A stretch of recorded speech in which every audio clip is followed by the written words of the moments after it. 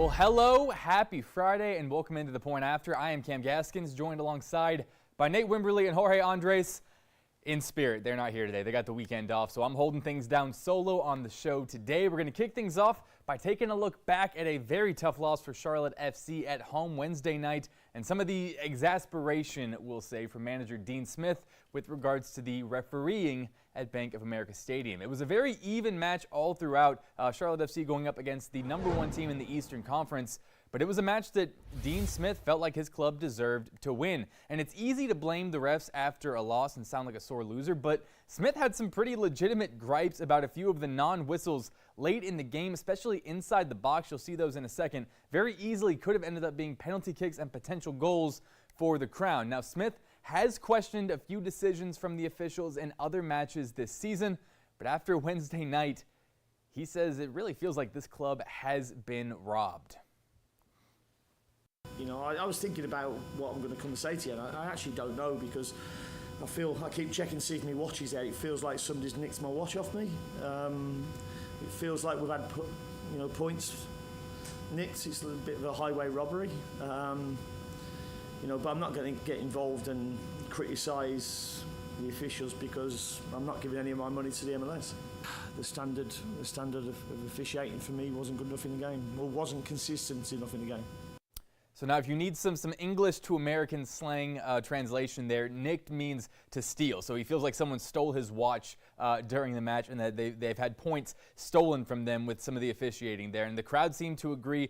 Some very questionable calls and non-calls being made in that match Wednesday night. And I think the biggest gripe he had is the consistency. He talked about not being called evenly on both sides. There were instances where Patrick Agyemang had some fouls called against him. He wasn't allowed to be physical, but it felt like the Miami players were allowed to be a little bit more physical with or without the ball, and they weren't being penalized the same way the Charlotte FC was. Now, Dean Smith did make the business decision there. You heard him hold back before saying anything that might have hurt his wallet a little bit. As of now, no fines for those comments after the match, so he's going to, we'll see if things get any worse and if he will end up saying something that might end up costing him a little bit of a fine down the road. That is now back-to-back losses for FC after what was a really good run in the month of June, and now things will not get any easier as we turn the calendar to the month of July.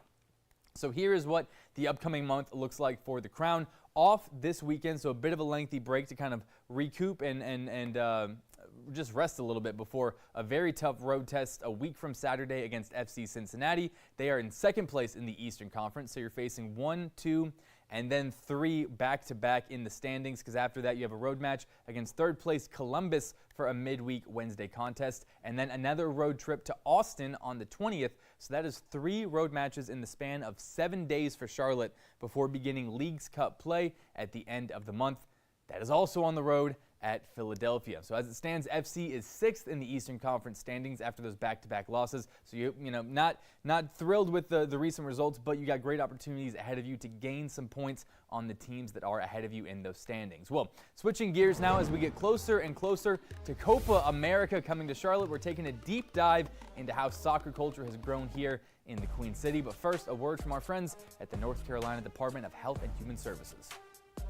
NC Medicaid is healthcare coverage for more North Carolinians. Just go to medicaid.nc.gov and fill out the needed information, or call our Medicaid Contact Center. You can put pen to paper and fill out an application, and email, mail, or drop it off at your local Department of Social Services.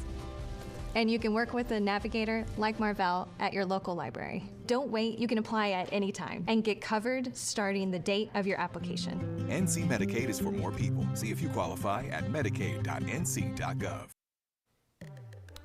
Well, we are now just 5 days away from the Copa America semifinals coming here to the Queen City. Jorge Andres and Charlotte FC's Jaime Moreno have been getting you ready with recaps all throughout the tournament, breaking down the latest games. But today, we're taking a bit of a different look at how soccer culture has grown here in Charlotte. I had the opportunity to capture a day in the life of a Charlotte FC Academy player and learned a little bit about the special relationship that he has formed with his host family here in town.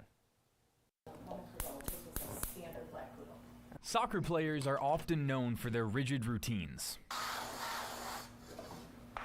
Part of Chandler Young's routine includes breakfast at the Charlotte FC training facility every morning. I just make breakfast at all times of the day, and I just really like making pancakes. And then a little more breakfast as soon as he gets home. just hope my trainer doesn't see this. She's gonna be like, why are you eating pancakes as a meal after a game? For Chandler, these pancakes are more than just a daily dose of protein. I don't have to like mix eggs or anything like that's too much work. They're a reminder of home, over 600 miles away.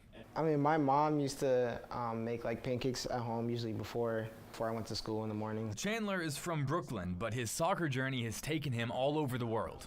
Like I went to Belgium for a soccer trip. I've been to Spain. I've been to England like 5 times. Italy, I've been a lot of places. And last year, that journey took him to Matthews when he signed on to the Charlotte FC Academy. But to move here and train full-time year-round, he had to be paired with a host family. That's where the Birches come in. Chandler arrived on January 8th, which we will never forget in this house because it was my birthday. And so we always joke that I got a 16-year-old for my birthday. Jeff and Vanessa already had 2 kids of their own, but it didn't take long after Chandler moved in before it started to feel like he was the third. Within a few weeks, I was just kind of like, I felt like I was one of the kids in the family. For my birthday, my 18th birthday, there's in pictures throughout my whole life and put them on my door.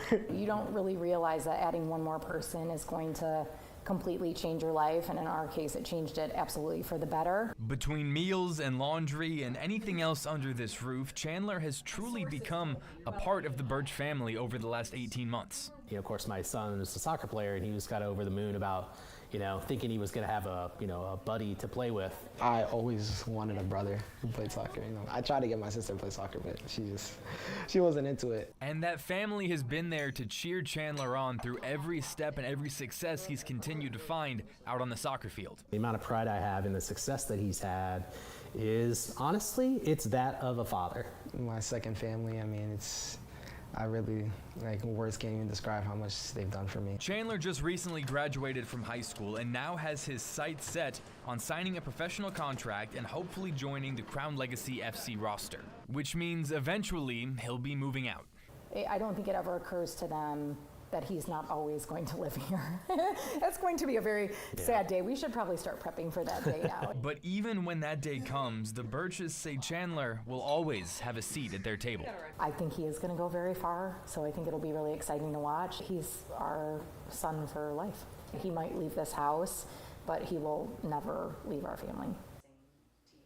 I really, really enjoyed putting that story together, and I appreciate the Birch family for having me in their home for a day to learn more about what it takes for these kids to pursue their dreams of playing professional soccer. It is a lot of sacrifice, a lot of work, and in some cases it kind of allows these kids to develop a second family and really create some strong bonds that are going to last for a long time. Vanessa was joking that when Chandler gets married eventually, it's not coming anytime soon, he's only 18 years old, but when he gets married, she's going to the wedding whether she's invited or not. So they plan on being a part of each other's lives for a really, really long time, and just a cool relationship, a cool bond to see between this host family and this player. So coming up next week, we're going to bring you the journey of another young player who left home at the age of 14 to come here to Charlotte to join the FC Academy. All this is going to be leading up to our very special coverage of the Copa America tournament coming here to the Queen City. And speaking of which, here is a look at the side of the bracket of the Copa America tournament that will produce our semifinal match here in Charlotte. You've got Panama taking on Colombia, and then Uruguay and Brazil in the other quarterfinal. The winner of those 2 matches will meet here at Bank of America Stadium Wednesday night for a shot in the Copa America final. These 2 quarterfinal matches will be played tomorrow. Panama and Colombia in Phoenix at 6 p.m. Then Uruguay and Brazil meet in Las Vegas at 9 p.m. Eastern Time. Well, I want to thank you so much for joining me here on this solo edition of The Point After. Remember, we are coming at you every Monday and Friday at 1 p.m. to talk all things sports here in the QC and beyond. I hope you have a very safe weekend if you are still celebrating the 4th of July, and we will see you back here on Monday. In the words of Jorge Andres, who could not be here today, see ya!